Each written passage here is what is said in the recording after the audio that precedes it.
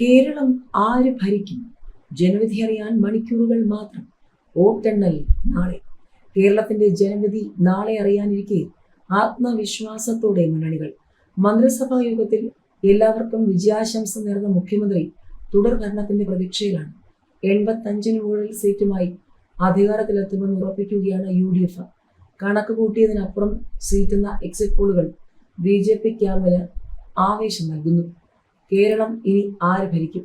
എണ്ണി കൂട്ടിവെച്ച കണക്കുകൾ പിന്നിട്ട് എക്സാക്ട് ഫലത്തിന് ഒരു ദിവസത്തിന്റെ മണിക്കൂറുകളുടെ അകലം മാത്രം. ക്യാബിനറ്റ് യോഗത്തിന്റെ അവസാനം സഹപ്രവർത്തകർക്ക് വിജയാശംസ നേർന്ന പിണറായി വിജയൻ. പോളിംഗ് തീർന്നത് മുതൽ ഇടതുപാളയത്തിൽ ഉറച്ച ആത്മവിശ്വാസം പ്രകടിപ്പിച്ചത് മുഖ്യമന്ത്രി. ഒറ്റ എക്സിറ്റ് പോളും ഭരണ തുടർച്ച പ്രവചിച്ചില്ലെങ്കിലും പിണറായിയുടെ കണക്ക് വേറെ. 80-ൽ താഴെ, 72-നും 75-നും ഇടയ്ക്ക് വരെ സീറ്റിലെങ്കിലും ഭരണ തുടർച്ച. അതാണിപ്പോൾ ഇടത് കേന്ദ്രങ്ങളിലെ ലാസ്റ്റ് പ്രതീക്ഷ. എന്നാൽ വോട്ട് പെട്ടിയിലായതു മുതൽ അധികാരം ഉറപ്പിച്ചിരുന്നു UDF. എക്സിറ്റ് പോളുകളെല്ലാം പ്രവചിച്ച ഭരണമാറ്റം പ്രതിപക്ഷ നിരയെ ആവേശം കൊള്ളിക്കുന്നു. മുൻപ് 100 സീറ്റ് വരെ പറഞ്ഞ പ്രതിപക്ഷ നേതാവ് മുന്നണി നേതാക്കളോട് പങ്കുവെക്കുന്നത് 85-നും 90-നും ഇടയ്ക്ക് സീറ്റ്. തരംഗമെങ്കിൽ 90 കടന്ന് നോർത്ത് ബ്ലോക്കിലേക്ക് ത്രിവർണ്ണ പതാക. 2 സീറ്റ് ഉറപ്പിച്ച BJPക്ക് ഓണം ബമ്പറാണ് എക്സിറ്റ് പോളുകൾ നൽകുന്നത്.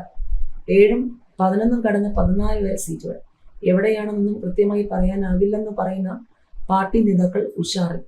നേമം, കഴക്കൂട്ടത്തിനപ്പുറം തൃശൂർ, നാട്ടികം, കാട്ടാക്കടയടക്കം പലയിടത്തും അട്ടിമറി പ്രതീക്ഷിക്കുന്ന താമരക്കൂട്ടം പ്രവചനങ്ങൾ തെറ്റിച്ച് ആരെങ്കിലും കൊടുങ്കാറ്റ് പോലെ അധികാരത്തിലെത്തുമോ? അതോ ഭരണകക്ഷിക്ക് നേരിയ ഭൂരിപക്ഷമോ? അതൊന്നുമല്ലെങ്കിൽ തൂക്കുസഭയോ? ടെൻഷന്റെ പരകോടിയിലാണ് രാഷ്ട്രീയ കേരളം.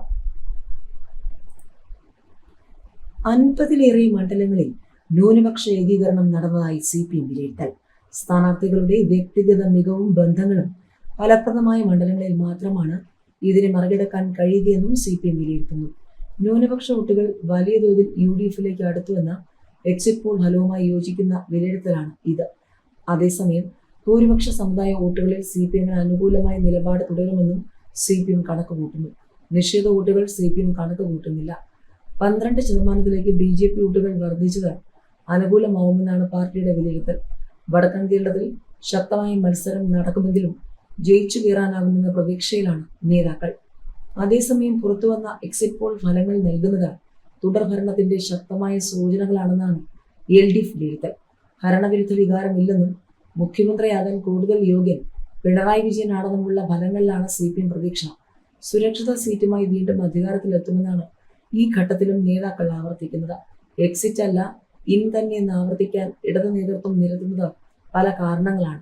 പുറത്തുവന്ന സർവേകളെല്ലാം പറയുന്നത് നേരിയ ഭൂരിപക്ഷത്തിൽ UDF അധികാരത്തിൽ വരുമെന്നാണ്. അതുതന്നെയാണ് ഇടത് പ്രതീക്ഷയെന്നും നേതാക്കൾ പറയുന്നു.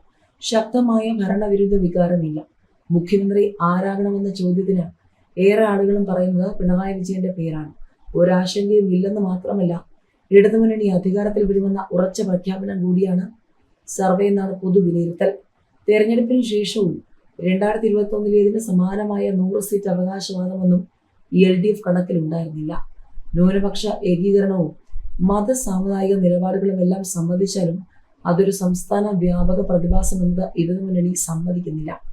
56 CPM MLA-മാരടക്കം സിറ്റിംഗ് സീറ്റുകളിലെ മത്സരവും സർക്കാരിന്റെ വികസന നേട്ടങ്ങളും എല്ലാം വിലയിരുത്തിയാണ് സുരക്ഷിത ഭരണം ഉറപ്പിക്കുന്ന സീറ്റ് കണക്ക് ഇടത് ക്യാമ്പുകൾ കണക്ക് കൂട്ടുന്നത്. 60 സീറ്റിൽ ഉറച്ച വിജയപ്രതീക്ഷയും 30ഓളം സീറ്റിലെ കടുത്ത മത്സരവും കണക്കിലെടുത്താൽ പോലും തുടർ ഭരണമല്ലേ എന്നാണ് ഈ കണക്കിന്റെ അടിസ്ഥാനം. മുഖ്യമന്ത്രി അടക്കം പ്രകടിപ്പിക്കുന്ന ആത്മവിശ്വാസവും ഇടത് ക്യാമ്പിന് നൽകുന്നത് ആശ്വാസമാണ്. പക്ഷെ അപ്പോഴും ഒരു എക്സിറ്റ് പോളും ഭരണ തുടർച്ച പ്രവചിക്കാത്തത് നെഞ്ചിടിപ്പേറ്റുന്നുണ്ട്.